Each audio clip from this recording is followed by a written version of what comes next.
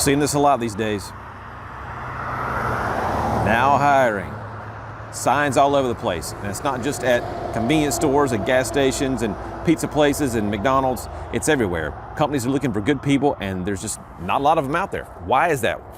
Well, that's because there's just so many jobs that are available right now, and people are overqualified and underqualified and all over the place, and all those things matter. But ultimately, benefits are being offered to people now that weren't being offered before. Pay rates increasing. So folks aren't wanting to settle for a $9 an hour job, and even teenagers, when they can go make 12, 13, 14 an hour, depending on where you live. And of course, if you're in higher cost of living states like California and New York, those $15, $16, $17, $18 an hour. So how do we find good people? And how do we hire people? How do we keep good people? Well, in this particular series of podcast/YouTube videos, we're going to talk to you about my secrets to success in hiring. And while we have a 92% retention rate at my company, how we do that, how we go about getting those people, finding them, and keeping them long term. Stay tuned to find out more.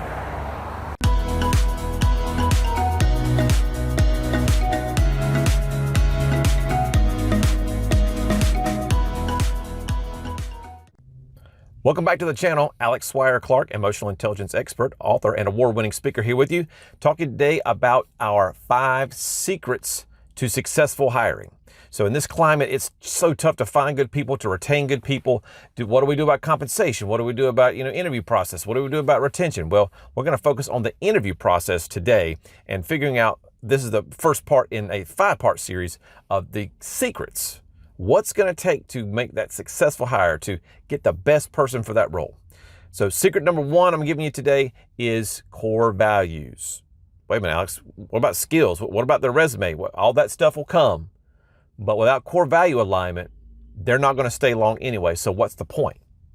What's the point? I don't want to spend my time, your time, their time trying to figure out somebody who's going to be coming to work every day and it's nails on a chalkboard all the time. So that starts with core values. The first thing is, what are your company's core values? What's your mission, vision, and values? If you don't have those listed, stop the video right now.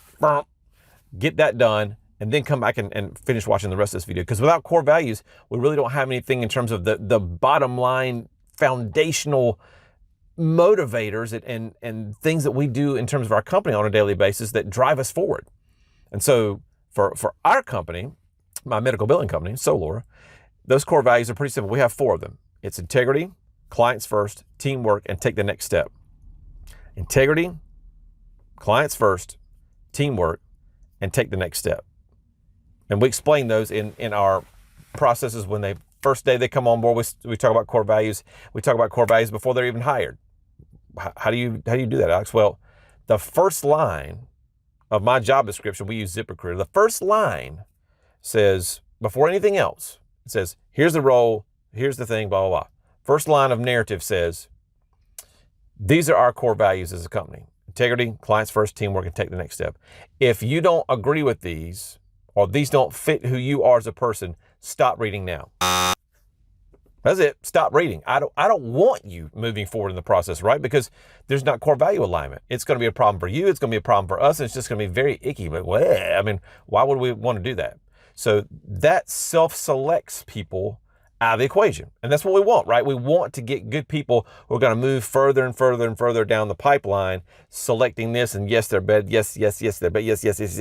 And they get to the point where it's like, okay, I've ticked every box going down the page in terms of my skill set, my experience, the pay rate works well, benefits, all that kind of good stuff. But it starts with the foundation of core values. That's imperative.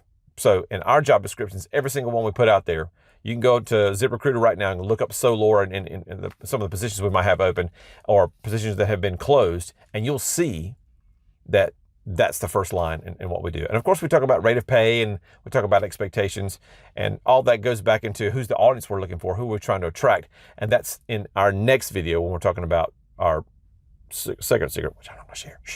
So that's the first part of core values in terms of letting the candidates know what our core values are.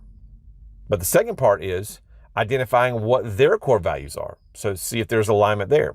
How do I go about doing that? Well, it's pretty simple. Number one, as soon as they apply, we will send out an email that says, thanks so much for your application. The first step in the process is sending us a personal core value statement. In other words, what are your core values and how do you live them out in the workplace? What are your personal core values and how do you live them out in the workplace? What does that do for us? Well, number one, it shows us, do they have core value alignment? Did they take the time to read our ad? Do they believe in integrity? Do they believe in serving others, servant leadership? Do they believe in, this is not my job. I don't have time for that. I need people who are going to work together to pick up the pieces when it's all falling down, or to work together for the common good. And then, taking the next step, that whole mentality of taking initiative. This is not my job to do. That should never be said in our company. So picking up something, asking the right question, taking this step, doing this research, trying to figure out the problem so we can be problem solvers and not dump everything on our managers' plates. So in that statement, they're going to give us some idea of that personal core value alignment. And then number two, can they communicate? Do you want people that can communicate in your organization? I sure do. And so if they're not even going to take the time to cross their T's and dot their I's and make sure their punctuation's correct, or did they use complete sentences? Do they capitalize words? They just throw something down when they were stuck at a red light in a car? Do I want those kind of folks on my team? I certainly don't want those folks on my team. I want folks who are attention to detail, because the positions that I hire for in a medical billing company demand that. They demand it. So I have to have it.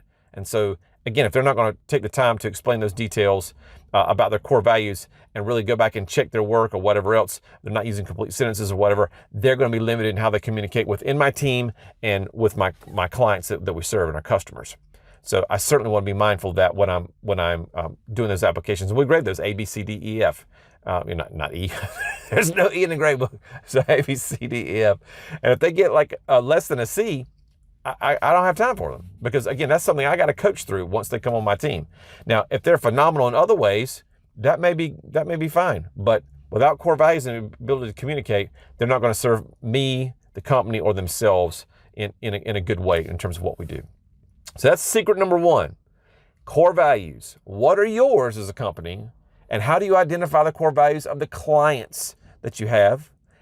More importantly, when we hire, how do you identify the core values of the people we're trying to find, our hiring folks, our job applicants? Those resumes, they tell a piece of the story, but we're going to build more of the story as we go through this. So the first part of the story is, what are their personal core values? How do they live them out in the workplace? How do we find that out? We ask. We ask the question.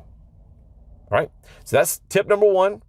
Join me back on the channel for tip number two. You can find this on the podcast as well, the Rapport Advantage podcast. Yes, I do have a podcast out there. It mirrors very closely the content we put on the channel. So if that's a way for you to consume content, happy for you to download that on Spotify or iHeartRadio or Stitcher, Apple Podcasts, wherever you find those podcasts. We have free mini courses for couples. We have free mini courses for you just to get a little bit more of this self-awareness, this emotional intelligence piece going on. You'll find a link in the description below.